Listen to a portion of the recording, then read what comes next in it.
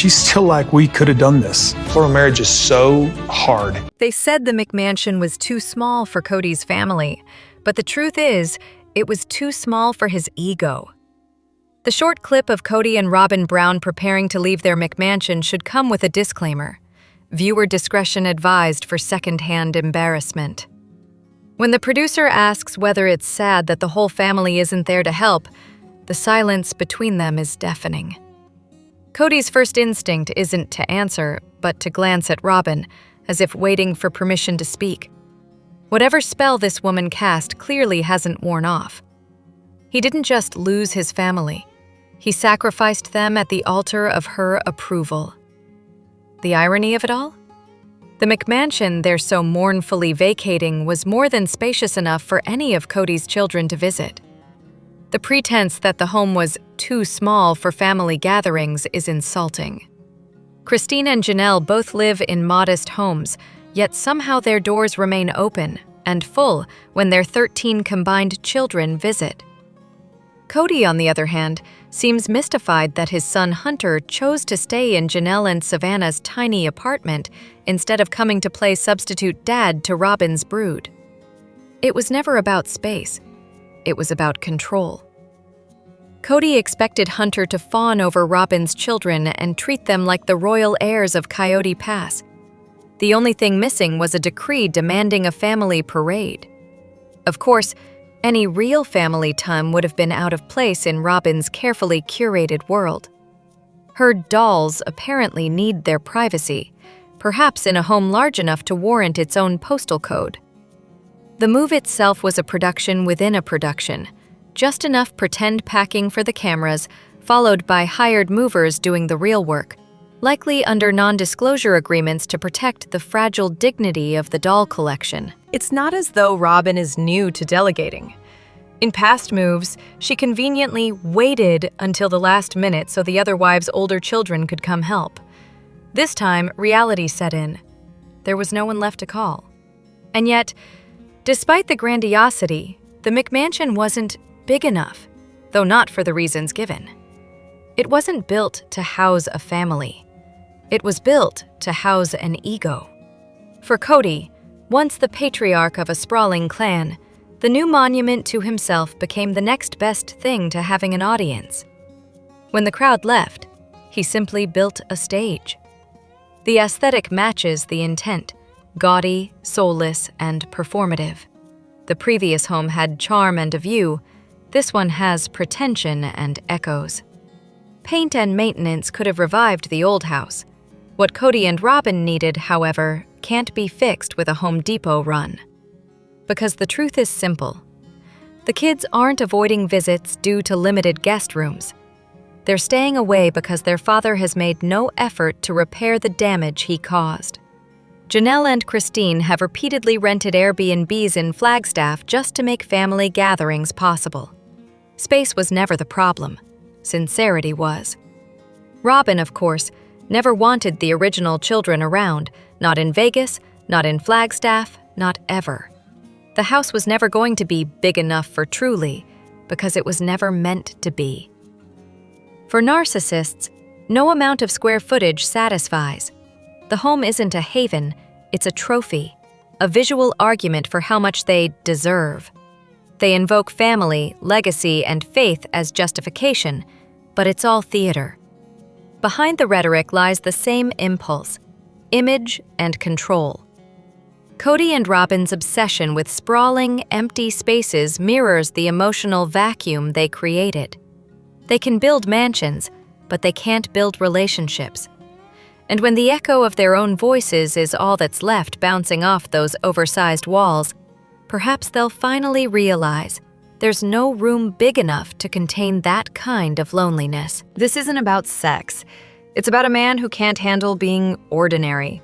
For years, Kody Brown wrapped his libido in a cloak of piety. He was the self-styled moral compass of a plural family, too dignified, of course, to kiss and tell. Now, he's a walking midlife crisis with a microphone, oversharing about his sex life like a teenager who just discovered innuendo. The shift is not about passion. It's about power, ego, and the disorienting panic of a man who's run out of people to control. Once upon a time, Kody had a buffet of affection: 4 wives, multiple homes, and the illusion of choice. Each relationship fed his need to feel wanted and worshipped. But as that empire of adoration crumbled, so did his self-image. The once satiated patriarch, content in his self-made kingdom, now looks like a man pacing the ruins, hungry for validation he no longer commands. His fixation on sex isn't the flame of romance, it's the smoke of insecurity. When Kody had variety, he could pretend it was about divine destiny or family leadership.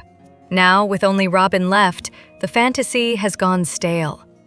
The soulmate glow has worn off, and Robin, facing her own midlife realities, has likely stopped performing the role of endlessly enamored consort. She no longer has to compete for attention, and that's Kody's worst nightmare: a woman unmoved by his theatrics. In response, he overcompensates spectacularly. He brags about his deep love for Robin, not because it's true, but because it's the only weapon left. Every exaggerated declaration, every awkward discussion about their intimacy is less about affection and more about inflicting envy, particularly toward Christine, who seems genuinely happy with her new partner. Kody doesn't love Christine anymore, but her happiness is a wound to his pride. So he puffs up, announcing to the world that he too is a very sexual person doing very sexy things. It's not romance, it's damage control. His obsession with masculinity is the final, pitiful act. The guns, the tree chopping, the gym selfies, the yelling, it's all performance art for an audience of one: himself. He's clinging to an identity that's slipping through his fingers, propped up by what one might suspect is an alarming cocktail of testosterone and vanity. The result is not rejuvenation, but distortion. An oversexed, overcompensating man spiraling into caricature. The tragedy is that beneath the bluster, Kody seems less lustful than lost. He's a man terrified of comfort, forever chasing novelty because stillness would mean facing the truth. The happiness he craves cannot be hunted, dominated, or multiplied. It requires humility, the one thing he's never been able to stomach. So as Kody loudly insists that his marriage to Robin is still passionate and blessed, the performance rings hollow. The man who once sold himself as a prophet of plural love is now little more than a peacock in decline. Feathers ruffled, voice cracking, and utterly unaware that no one's watching for admiration anymore. They're watching out of morbid curiosity. When Brianna Chicken Fry called Kody Brown a misogynist pig, it wasn't an insult, it was a diagnosis. Brianna Chicken Fry LaPaglia's recent podcast, PlanBri, unexpectedly gifted the internet a few gleeful moments of secondhand satisfaction when she decided to dissect Kody Brown's appearance on Special Forces. Around 12 minutes in, she launched into a brutal and oddly accurate character study of the man best known for mistaking self-absorption for spiritual leadership. According to Brianna, her first impression of Kody was that he might be slow or socially challenged because his behavior seemed so bizarrely detached from normal human interaction. She described him as a misogynist pig and a narcissist, which, given the historical record of sister wives, hardly qualifies as slander. Her hesitation to go off on him, she explained, stemmed from a fleeting concern that he might have special needs. Once she realized he didn't, her restraint evaporated. The irony, of course, is delicious.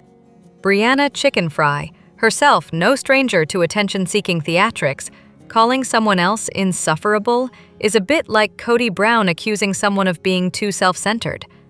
Yet in this particular case, she earns a pass, if only because her target is the walking embodiment of delusion and male entitlement. The exchange left audiences divided between disdain for Brianna's brand of performative chaos and delight that someone, anyone, publicly said what Sister Wives viewers have been muttering for years. Even those allergic to her persona found themselves fast-forwarding to that 12-minute mark, unwilling to miss the rare spectacle of a narcissist being roasted by his own reflection. In short, PlanBri briefly became what Special Forces and Sister Wives never managed to be: unintentionally perfect satire. Nothing says fresh start like staying exactly where everything went wrong. At this point, the only thing more immovable than Kody and Robin Brown's marriage is their zip code. Flagstaff, home of breathtaking scenery, astronomical costs, and the ruins of their once sprawling family, is apparently their personal monument to denial. The family's fresh start has become a mausoleum for broken relationships, failed dreams, and a McMansion that costs more to maintain than the emotional stability within it. For years, Kody and Robin have lamented the expense of living in Flagstaff, yet remain stubbornly rooted there, clutching onto the delusion that it's the perfect setting for their golden years. The irony is rich. The couple who once championed this move as their retirement plan are now living proof that poor planning can indeed last a lifetime. Their older children have flown or fled the nest. Dayton's finished with university, and Aurora and Brianna aren't far behind. Saul and Ari are still too young to escape, which likely explains Robin's sudden aversion to relocation. After all, uprooting her children might disturb the delicate balance of her own inertia. The only thing she seems willing to move these days is her collection of dolls, from one overly decorated corner of the house to another. And that house, an architectural cry for help, comes equipped with a second kitchen and separate entrances, as though purpose-built for adult children who will never actually leave. It's a self-contained ecosystem of dependency, designed to keep everyone close, complacent, and comfortably isolated. The Browns don't need a compound. They already live inside one. Financially, the arrangement borders on delusional. A $2 million home in a market they've repeatedly called unaffordable, funded by a reality show nearing its expiration date, is not a legacy. It's a ticking mortgage bomb. Unless they've hidden away a fortune in assets or dull resale value, the dream of longevity in Flagstaff is as fragile as Robin's emotional constitution. Their continued attachment to the area makes sense only through the lens of pride. Leaving would mean admitting defeat, that the grand vision of Flagstaff as their family utopia has collapsed under its own contradictions. It would mean acknowledging that they couldn't afford the lifestyle they so dramatically insisted was best for everyone else. And for this couple, appearances have always mattered more than reality. Of course, there's also the logistical nightmare of moving. Between Robin's hoarded tchotchkes, her gallery of art, and a doll collection rivaling a small museum, the thought of packing it all up is probably enough to keep them cemented in place. One can imagine Kody weighing the emotional cost of leaving against the physical labor of moving and deciding, as usual, to do nothing. So here they stay, alone in the city that once symbolized unity, surrounded by memories of a family that no longer exists, and propped up by the dwindling relevance of a show they can't sustain forever. Flagstaff isn't their home. It's their self-imposed exile, a monument to stubbornness, delusion, and the art of staying exactly where everything went wrong. Ever wonder how a man with no real job keeps buying million-dollar mansions? Kody Brown calls it opulence. The rest of us call it debt dressed in delusion. Kody Brown's favorite pastime, aside from pontificating about leadership and opulence, appears to be living far beyond his means. For decades, the self-styled patriarch of sister wives has floated through life financed not by personal success, but by the collective labor and loyalty of 4 women. Yet, after years of siphoning resources into oversized houses and half-baked dreams, the empire he built looks less like prosperity and more like a long-running financial illusion. The question that lingers: is Kody Brown actually rich? On paper, perhaps briefly. In reality, he's merely rich in delusion, rich in arrogance, and rich in the kind of self-importance that thrives on appearances rather than balance sheets. Let's start with the obvious: the Brown family's real estate ventures. Their infamous McMansion nearly doubled in value before being sold. and the Coyote Pass property fetched about $750,000. Impressive figures, until one remembers these were the collective assets of multiple households. Both sales occurred after Kody and Robin purchased their new $2 million dream home, meaning they qualified for yet another mortgage while still carrying the previous one. A remarkable feat for a man with no apparent profession beyond reality television and perpetual excuse-making. The couple may have skirted serious tax implications through the primary residence capital gains exclusion, conveniently shielding up to $500,000 in profit. Janelle and Mary, of course, weren't so lucky. Since Coyote Pass wasn't their primary residence, they would likely face the financial consequences that Kody and Robin avoided. Typical. Then there's the house itself, a monument to overcompensation. Its appeal lies not in craftsmanship or elegance, but in sheer square footage. Quality flooring? Likely minimal. Updated cabinetry? Unlikely. Instead, one can expect the trademark brown aesthetic, purple art, awkward furniture, and a lingering refusal to paint a wall. Opulence, Kody once declared. Indeed, if quantity over quality counts as luxury. Their choice of location, a home beside an active mine, only reinforces the pattern. Dust, noise, environmental concerns? Irrelevant. The illusion of grandeur must be maintained, even if the backdrop resembles a quarry. Financially, the family's fortunes hinge precariously on TLC's goodwill and a steady flow of drama.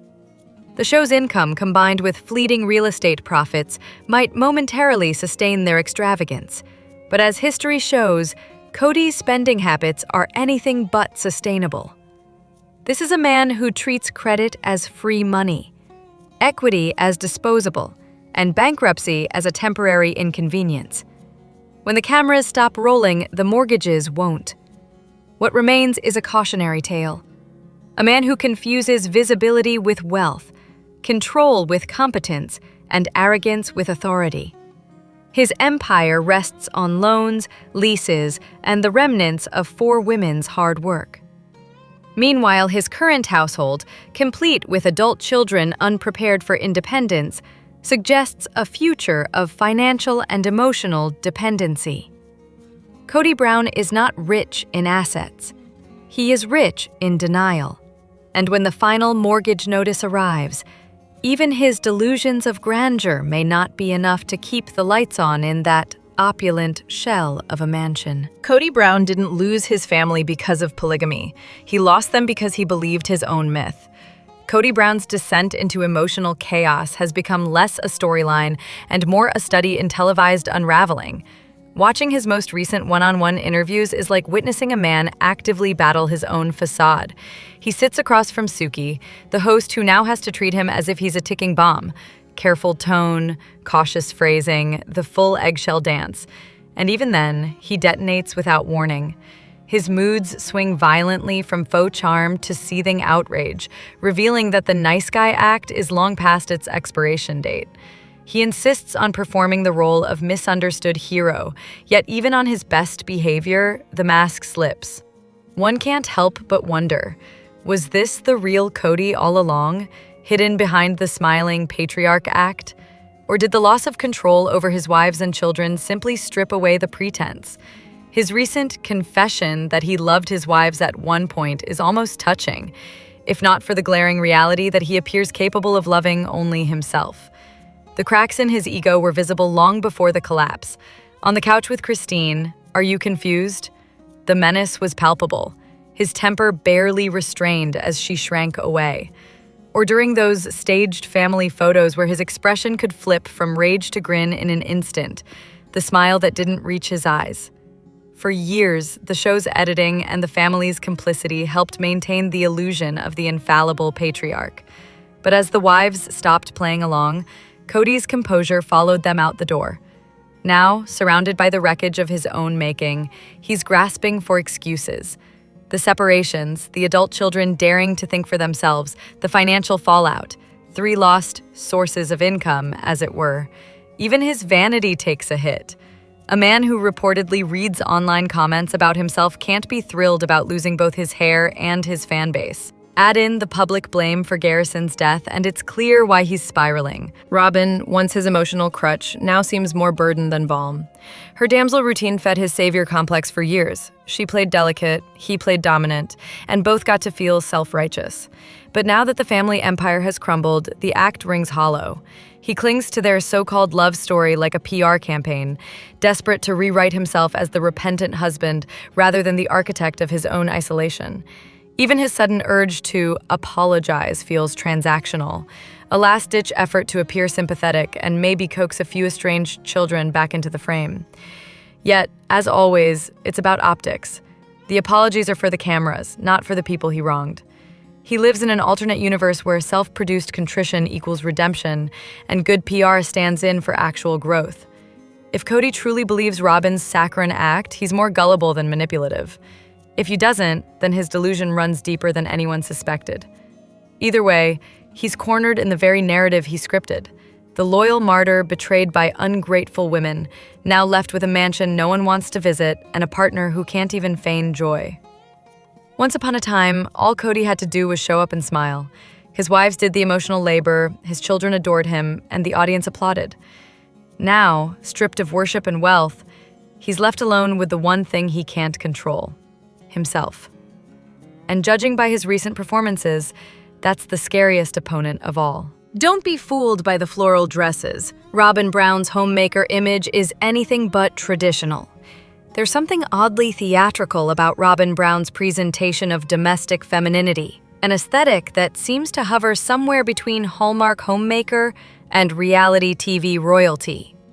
The flowery patterns, the overdrawn makeup, the big hair bows, it's all there, right out of the Tradwife starter pack. The problem?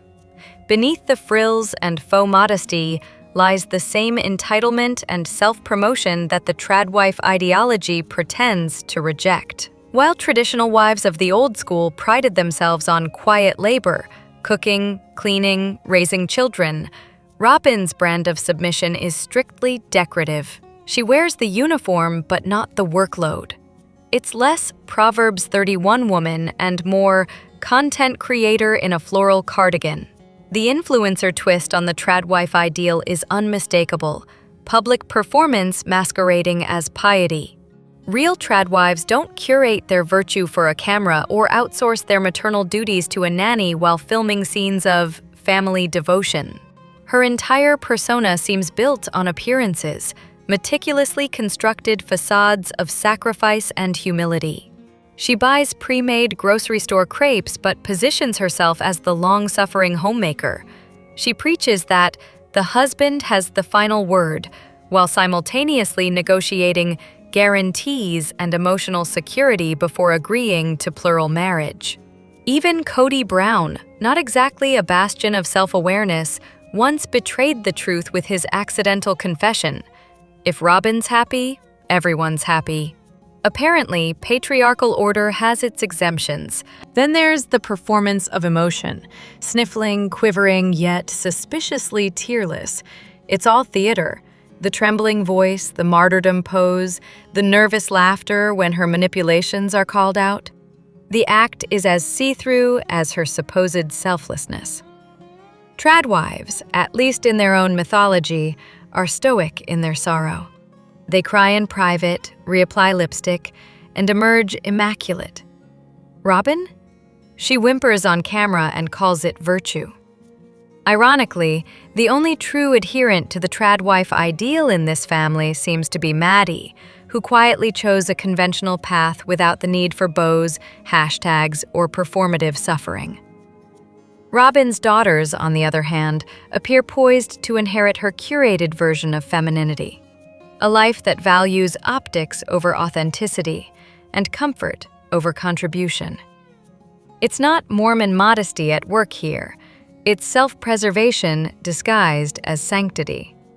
Once the body no longer served its purpose of captivating Kody, the tight jeans and fitted tops vanished, replaced by polyester modesty and matronly silhouettes.